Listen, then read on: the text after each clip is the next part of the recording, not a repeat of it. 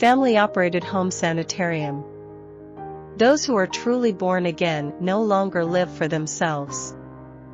Paul said, "And he died for all, that those who live should live no longer for themselves, but for him who died for them and rose again." 2 Corinthians 5 verse 15. Those who have experienced the saving grace of the cross will serve as witnesses through their lives, revealing the true meaning of these words.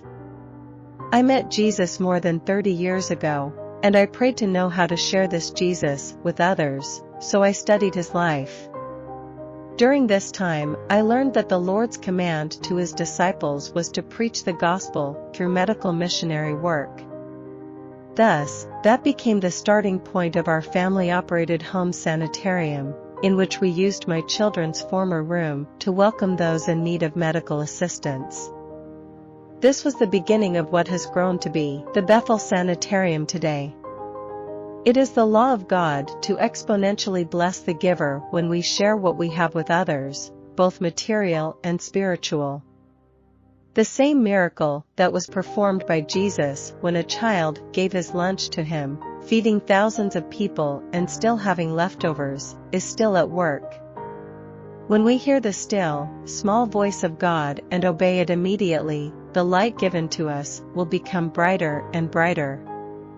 Not only that, God will bring results that are beyond our imagination.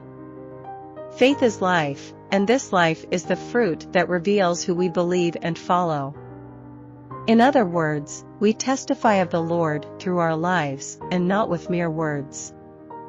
We don't have to think of medical missionary work as a huge undertaking.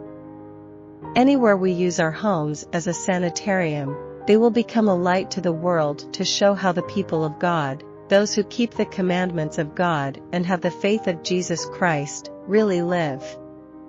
It is that thirsting souls may be led to the living water that we plead for sanitariums, not expensive, mammoth sanitariums, but home-like institutions, in pleasant places.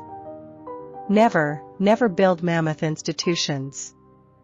Let these institutions be small, and let there be more of them, that the work of winning souls to Christ may be accomplished.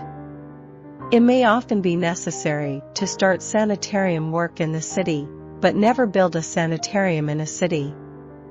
Rent a building, and keep looking for a suitable place out of the city. The sick are to be reached, not by massive buildings, but by the establishment of many small sanitariums, which are to be as lights shining in a dark place. Those who are engaged in this work are to reflect the sunlight of Christ's face. They are to be a salt that has not lost its savor. By sanitarium work, properly conducted, the influence of true, pure religion will be extended to many souls. Medical Ministry, 323 to 324.